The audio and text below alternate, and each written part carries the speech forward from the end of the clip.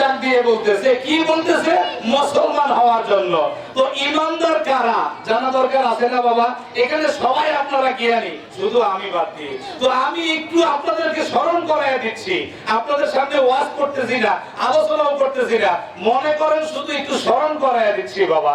তো আমার আল্লাহ বলতেছে, ইয়া আইয়ুহাল্লাযিনা আমানু, হে ঈমানদারেরা। কি হওয়ার কথা বলতেছে? মুসলমান। হুজুর কি হওয়ার জন্য? তো মুসলমান। তো আল্লাহকে যদি জিজ্ঞাসা করা হয়, ও মাওলা, আপনি বললেন ঈমানদারদেরকে মুসলমান হওয়ার জন্য, তো ঈমানদার কারা, মুসলমান কারা, এটাই তো বুঝতে পারলাম না। তো ঈমানদার কারা? আমার আল্লাহ বলে, ইউমিনুনা বিল গায়ব, যারা অদৃশ্য বস্তুর উপরে বিশ্বাস স্থাপন করেছে তারাই হইল ঈমানদার। আল্লাহু আকবার। তো আমরা খোদা দেখি নাই, রাসূল সচক্ষে দেখি নাই, আসর সচক্ষে দেখি নাই, বিশ্বাস করি কিনা বাবারা? দুই কাঁধে দুই ফেরেশতা আছে, ভালো মন্দ লেখে, দেখি নাই, বিশ্বাস করি কিনা? তাহলে বোঝা যায় যে যারা অদৃশ্য বস্তুর উপরে বিশ্বাস স্থাপন করছে তারা কি আল্লাহর কোরআনের ভাষায় তারা হলো ঈমানদার। তো এখন আমরা আমাদের ঈমানদারদেরকে আল্লাহ বলছে মুসলমান হওয়ার জন্য। এখন এখানে যারা উপস্থিত আছি বাবারা, আমি জানি না কারা আপনারা আত্মসমর্পণ করছেন, কারা করেন নাই, কারা বায়াত গ্রহণ করছেন, করেন নাই, তা আমি জানি না। কিন্তু আমার একটা বিষয় জানা দরকার বাবা, যে আমরা সবাই মুসলমান দাবি দিচ্ছি, এটা কোন স্বার্থে? দাড়ি টুপি জুব্বা আছে এটার জন্য মুসলমান দাবি দিচ্ছি, নাকি আমাদের মা বাবারা নামাজ রোজা করছে এটার জন্য মুসলমান দাবি দিচ্ছি, না কোন শর্তে আমরা মুসলমান, কিন্তু কোন শর্তে মুসলমান দাবি দিচ্ছি বোঝা দরকার। আসেনি বাবারা? আসেনি? বোঝা দরকার। যদি বোঝা দরকার হয় আমি একটু জানতে চাই আপনাদের কাছে বাবারা, এই মুসলমান শব্দের অর্থ কি আপনাদের কারো জানা আছে বাবা? বাবাজিরা, পিছনের বাবাজিরা, যদি জানা থাকে দয়া করে আমাকে একটু জানাবেন যে মুসলমান শব্দের অর্থটা কি। আমরা সবাই মুসলমান দাবি করছি, মারহাবা, মাশাআল্লাহ। এই যে আল্লাহর ওলিরা বলছেন যে মুসলমান শব্দের অর্থ আত্মসমর্পণকারী। হে আমার বান্দা নবীর আশিকেরা গো, এখন আমার বোঝা দরকার, যদি মুসলমান শব্দের অর্থ আত্মসমর্পণকারী হয়, এখন আল্লাহ ছাড়া আর কারো কাছে আত্মসমর্পণ করা যাইব না? না না, যদি আল্লাহ ছাড়া কারো কাছে আত্মসমর্পণ না করা যায়, এখন আমার মাওলাকে বলি, ইয়া আল্লাহ, আপনি ছাড়া তো কারো কাছে আত্মসমর্পণ করা যায় না। মাবুদ গো, আপনাকে তো কোনোদিন দেখতে পাইলাম না, ধরা ছোঁয়ার বাইরে আপনি, তো আমরা আত্মসমর্পণ করব কেমনে? আমার আল্লাহ জানায় দেয় সূরা ফাতিহা আয়াত নাম্বার 10, আমার আল্লাহ কয়, তোমরা যদি আমার কাছে আত্মসমর্পণ করতে চাও তাহলে আমার হাবিবের কাছে আত্মসমর্পণ করো।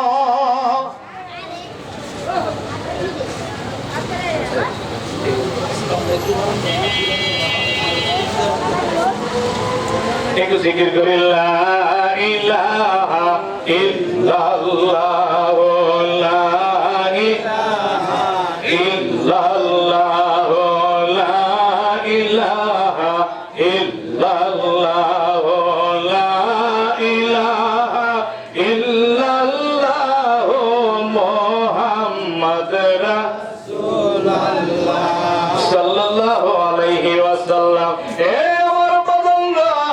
নবীর আশিকেরা গো, আমি বলতেছিলাম আমার আল্লাহ ছাড়া কারো কাছে আত্মসমর্পণ করা যায় না।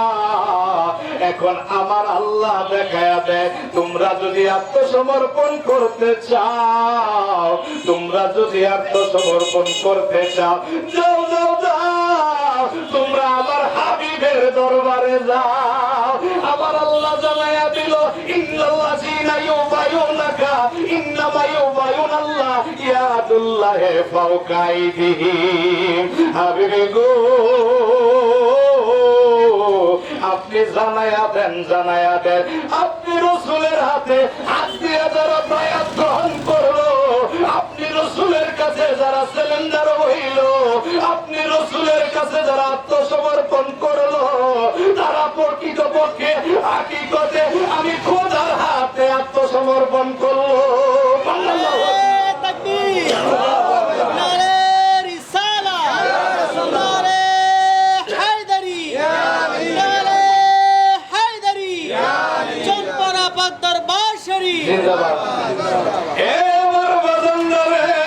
আজ থেকে প্রায় 1500 বছর হয়ে যায়,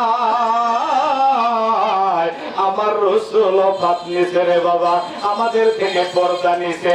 এখন আল্লাহ বলল তোমরা আমার হাবিবের কাছে যাও। এখন আমরা কেমনে হাবিবের কাছে যাইতাম? তো এখন হাবিবকে যদি জানানো হয়, ইয়া রাসূলুল্লাহ, নবী গো, দয়ার নবী, মায়ার নবী গো, আমার আল্লাহ তো বলল আপনার কাছে যাওয়ার জন্য, এখন আপনাকে তো পাই না, এখন আমাদের কি উপায়?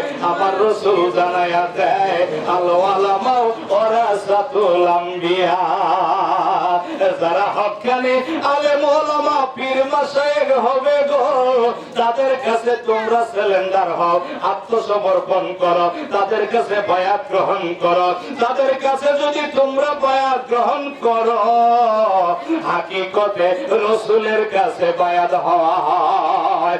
আর রসুলের কাছে বায়াত হওয়া হইলে রে বাজার, হাকিকতের হাকিকত আমার আল্লাহর কাছে আত্মসমর্পণ করা হয়। আল্লাহু আকবার। এ বাবা, মানুষ আমরা সবাই বাবা গুরু, মা গুরু, বড় ভাই গুরু, বাড়ির পাশে ইমাম সাহেব গুরু, এত থাকতে কেন আমরা পীরের কাছে যাব? আমরা নামাজ আদায় করি না, করি না, করি না, করি না, রোজা রাখি না, রাখি না। এ বাবারা রে, আমি কেন গুরুর কাছে যাব? আমার আল্লাহ কইল আত্মসমর্পণ করার জন্য, কেন আমি আত্মসমর্পণ করব জানা দরকার আছে নি? যত আপনি মুফতি হন, মুহাদ্দিস হন, মুফাসসির হন, যা খুশি তা হন, এটা খোদার দান আপনি হতে পারে। যতক্ষণ পর্যন্ত আপনি যতক্ষণ পর্যন্ত আত্মসমর্পণ না করবে, ততক্ষণ পর্যন্ত খোদার কালামের ভাষায় আপনি খাঁটি মুসলমান না। এ বাবারা, এখন আমার জানা ব্যাপার হইল, কেন যাব আমি গুরুর কাছে?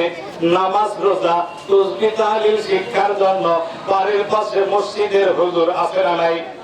ইমাম সাহেব আছে না নাই?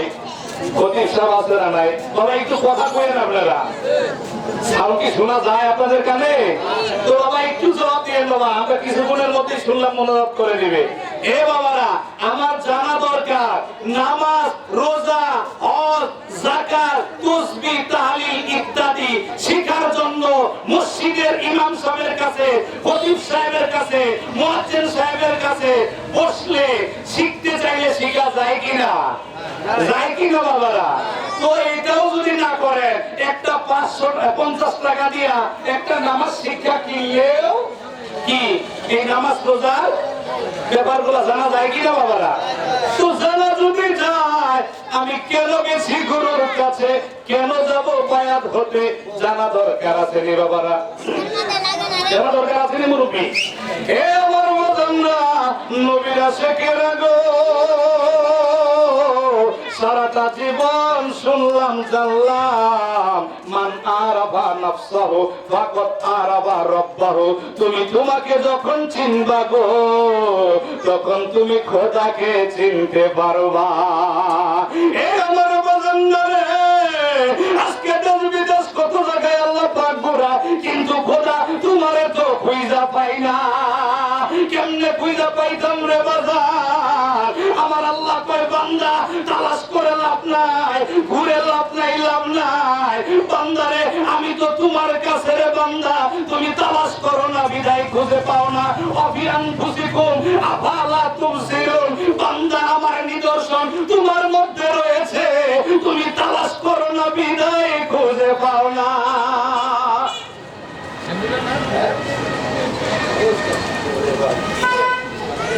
এই আমার বাজান নবীর পাগলেরা গো, এ বাবা একটুখানি সময় দেন, আমি পাগলা, আমি মুর্শিদের কান্ডারি, জানি না আর কোনোদিন আসতে পারবো কিনা রে বাবা। দুইটা কথা বইলা যায়,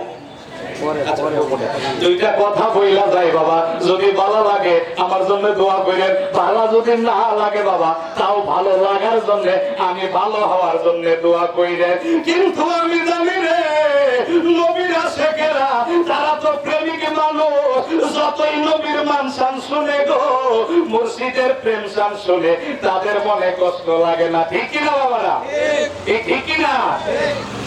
এ বাবারা, কথা বলতেছিলাম আমার আল্লাহর নিদর্শন আমার কাছে, শুধু তাই না, না না না না, আমার আল্লাহ জানায়া দেয় সূরা কাফ আয়াত নম্বর 16, ওয়া নাহনু আকরাবু ইলাইহি মিন হাবলিল ওয়ারিদ। বান্দা রে, এ বান্দা, আমি তো তোমার শাহরগের চাইতে আরো অধিক নিকটে। আল্লাহু আকবার। এ বাবারা, দেশ বিদেশ কত ঘুরি গো মাওলা, একটা বার পাইলাম না তোমার দেখা। মাওলা কয় তালাশ করিস না দূরে দূরে, আমি তো তোর মধ্যে রয়েছি, সময় পাইলে একটু পরে আসবো গো বাজার। এখন বোঝা যায় আমার আল্লাহ আমার মধ্যে আছে। কেমনে আছে? সরাসরি না, ইলমান কুদরতানের মাধ্যমে আমার খোদা আমার শাহরগের চাইতে আরো নিকটে। এ বলরা, শুধু কি তাই নেই, এখন পাইলাম, কারে পাইলাম? খোদা কোথায়? খোদা আমার নিকটে। শুধু খোদা না না না না, আমার আল্লাহ জানায়া দেয় সূরা আযাব আয়াত নম্বর 6, আমার আল্লাহ কয় জানায়া দেয়, এই জগতের মানুষেরা তোমরা শুনো শুনো শুনো, আন-নাবিয়্যু আওলা বিল মুমিনিনা মিন আনফুসিহিম, নবী তোমাদের জানের চাইতে আরো নিকটে। আল্লাহু আকবার। এ বাবারা রে, আওয়াজ কম হইলে আমার ভালো লাগে না, আওয়াজ যত হয় তত আমার ভালো লাগে। তার কারণটা কি জানো নে বাবা? কারণ আমরা তো গুরুতরা মানুষ। ও নবীর প্রেমিকেরা দিশেহারা মরণের ভয় করে না, প্রেম তো মরে না। আমরা তো প্রেমিক হওয়ার আশার পথে, এই জন্য মরণ রে ডরাই না। মরণ যেদিন খোদা দিব গো, ওই দিন আর কেউ ঠেকাইতে পারতো না। ঠিক কিনা? এই জন্য ঠান্ডা বেশি দরকার। এই জন্য ভিতরে একটু জানি ধাক্কাটা লাগলে মুর্শিদের প্রেমের জ্বালা ধরে, নাইলে ধরে না রে বাজান। এই জন্য সান বাড়াইতে কই। যাই হোক বাবা, কোথায় ছিলাম? আল্লাহ আমার নিকটে আর রাসূলও আমার নিকটে। তাইলে পাইলাম ইলমান কুদরতের মাধ্যমে আমার আল্লাহ আমার মধ্যে, আমার রাসূলও আমার মধ্যে। শুধু কি তাই না না না, আমিও আমার মধ্যে আছি। এ বাবারা, কুল্লু নাফসিন যায়িকাতুল মউত, প্রত্যেক নফস মৃত্যুর স্বাদ গ্রহণ করবে। আমার আল্লাহ একবারও বলেনি কুল্লু রূহিন যায়িকাতুল মউত, অর্থাৎ রূহের কোনো মৃত্যু নাই। তাহলে আমার দেহের ভিতরে দুইটা পার্ট, একটা হইল রবসাহি জিন্দেগি আর একটা মনসাহি জিন্দেগি। একটা হইল জীবাত্মা আর একটা হইল পরমাত্মা। পাগলা পিতা মেয়েটা বুঝে না, পাগলারে জিলাপি দিও না। পাগলা পিতা মেয়েটা বুঝে না, পাগলারে জিলাপি দিও না। ওরে যখন তখন কেই পাই ওঠে, যখন তখন কেই পাই ওঠে, কামড় দিলে ছাড়ে না, পাগলার জিলাপি দিও না। বলেন না কেন বললাম এটা? আমি যদি আমাকে চিনতে হয়, আমি বলছিলাম মান আরাফা নাফসাহু ফাকাদ আরাফা রাব্বাহু। তুমি যদি তোমাকে চিনতে পারো রে, তাহলে খোদাকে চিনা যাবে। তো আমি কি কেমনে চিনতাম? চিনা মানুষ ছাড়া চিনা সম্ভব না। আমার এক ধরনের ভাইয়েরা আছে, তারা সরাসরি চিন্না ফলাইতে চায়। এ বাজারে পাইলাম খোদাও আমার নিকটে, রাসূলও আমার নিকটে, আমিও আমার মধ্যে এখন আর কি রে বাজান, বোঝা দরকার আছে রে ও বাজান, এখন শয়তানও আমার মধ্যে খুব সূক্ষ্ম ভাবে আমার আল্লাহ খন্নাসকে বলে দিছে। এই জন্য সূরা নাস আয়াত নাম্বার 4 আমার আল্লাহ কয় মিন শাররিল ওয়াসওয়াসিল খন্নাস, তোমরা খন্নাসের কুমন্ত্রণা থেকে আত্মগোপন করো। এ বান্দারে বোঝা যায় যাহা আছে বিশ্ব ব্রহ্মাণ্ডে তাহা আছে আমার এই মানব পাণ্ডে। বাংলা বুঝতে যদি চাও তাহলে মুর্শিদের কদমে বেতার হইয়া যাও। যতক্ষণ পর্যন্ত একজন কামেল গুরুর কাছে নিজেকে আত্মসমর্পণ না করতে পারবা, এ বাবারা, এই পারতালার আঙ্গুল হতে মাথার চান্দ পর্যন্ত 8 কোঠরি 9 দরজা 12 বুরুজ 14 কামান 18 মোকাম 16 জন প্রহরী 6 জন ডাকায় কল্প রুহ শের খুবই আত্মা নফস আপ আতস খাক বাদশাহ সেট মানের বাণী ইত্যাদি। এ বাজারে যাহা কিছু আছে এই দেহের ভিতরে বিশ্ব ব্রহ্মাণ্ডে যাহা দেখা যায় তাহা এই মানব পাণ্ডেও আছে রে বাবা। চিনবা কেমনে, বুঝবা কেমনে, জানবা কেমনে? সেদিন তুমি মুর্শিদের তাবেদার হইয়া যাইবা, মুর্শিদ তোমারে একটা একটা করে দেখায়া দিব। দেখো যখন তোমারে দেখায়া দিব গো, যখন তুমি চিনা যাইবা, তখন আর তোমার রসুল চিনা বাকি থাকবে না, খোদা চিনাও বাকি থাকবে না। বাজানদারে বলতেছিলাম কি বিষয় বাবা মনে আসেনি? আল্লাহ আমার নিকটে, রসুলও আমার নিকটে, নাকি গো আল্লাহর ওলিরা? হ্যাঁ, এটাই তো বলতেছিলাম। তো শয়তানও আমার মধ্যে, আমিও আমার মধ্যে। ইন্না সালাতা তানহা আনিল ফাহশাই ওয়াল মুনকার, নিশ্চয় নামাজ সকল অশ্লীলতা থেকে দূরে রাখে। এ বাবারা, জীবনে কত নামাজ আদায় করলাম, জীবনে কত নামাজ আদায় করলাম, এখনো আমি আমাকে ঠিক করতে পারলাম না। কেন পারলাম না জানেননি? কারণ আমি গুরুর কাছে ঠিকভাবে শিক্ষা নেই নাই। যদি গুরুর কাছে সত্য সঠিক শিক্ষা নিতাম, আমার গুরু আমারে শিক্ষা দিত, বাজান রে লা সালাতা ইল্লা বিহুজুরি কাল, হুজুরি তেল ব্যতীত নামাজ সঠিক হয় না বাবা। তুমি এইভাবে নামাজ আদায় করো, তাইলে হুজুরি কলব আদায় হইয়া যাবে। আর যখন তোমার হুজুরি কলব আদায় হইয়া যাবে, তখন আসসালাতু মিরাজুল মুমিনিন, তখন এই সালাতের মধ্যে মুমিনের মেরাজ হইয়া যাবে। আল্লাহু আকবার, আল্লাহু আকবার।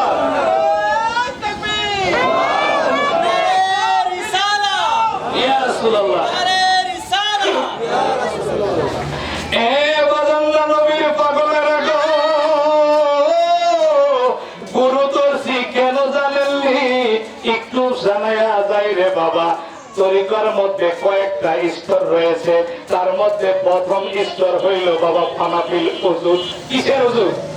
ফানাফিল ওযুদ। এ বাবারা, জানি আমি কিছু জানি না, তবু আপনারা জানেন, শুধু স্মরণটা করাইয়া দিচ্ছি রে বাজান। কেন স্মরণ করাইয়া দিচ্ছি জানেননি? ইমানের ব্যাটারি অনেক সময় বাহিরের নোংরা ধুলাবালি লাইগা বিভিন্ন মানুষের সঙ্গ পায়া তখন মুর্শিদের কথা ভুইলা যায়। এই জন্য একটু স্মরণ করাইয়া দিই, ইমানের ব্যাটারিটা চার্জ হওয়ার জন্য। এ বাবারা, নবীর আশিকেরা গো, ফানাফিল ওযুদ সর্বপ্রথম একজন মুরিদ মুর্শিদের কাছে প্রথম শিক্ষা নেবে। বাবা গো, আমি আগে ফানাফিল ওযুদে পৌঁছাবো। কেমনে ফানাফিল ওযুদে পৌঁছাবেন জানা দরকার আছে নি? এ বাজানরা, নবীর আশিকেরা গো, প্রথমত ফানাফিল ওযুদ, তারপরে ফানাফিল সাহেব, তারপরে ফানাফিল রসুল, তারপরে ফানাফিল্লাহ, তারপরে বাকাবিল্লাহ, তারপরে ফানাউল ফানা, তারপরে ওইদিকে যাওয়ার দরকার নাই। যার যেটা সেটা আপন ইচ্ছায় জানতে পারবে, যার বিশ্বাস ভক্তি যেখানে তার সেও সেখানে, ঠিক না? তো জানতে পারবো কেমনে বাবা? এখন আমি গুরু ধরছি, তো বছর 20 বছর 30 বছর হয়ে গেছে, কিন্তু এখনো তো আমার চক্ষুকে আমি ঠিক করতে পারলাম না। আমার 20 বছর 30 বছর তরিকার বয়স হয়ে গেছে, এখনো আমার জিহ্বাটাকে কন্ট্রোল করতে পারলাম না। আমার 30 বছর তরিকার বয়স, এখনো মুখের ভাষাটা ঠিক করতে পারলাম না। এ বাবা 50 বছর ধরে তরিকা নিছি, শুধু গুরুর কাছে যায় আর আসি আর খায়, কিন্তু গুরু কি জিনিস এটাও চিনলাম না, গুরুর কি শিক্ষা এটাও নেওয়ার চেষ্টা করলাম না। গুরু আমারে কি দিব, আমি গুরুরে কি দিব, এইটাও বোঝার চেষ্টা করলাম না। বোঝা দরকার আছে নি বাবারা? বোঝা দরকার আসেনি? একটু জিকির করেন আল্লাহ আল্লাহ আল্লাহ।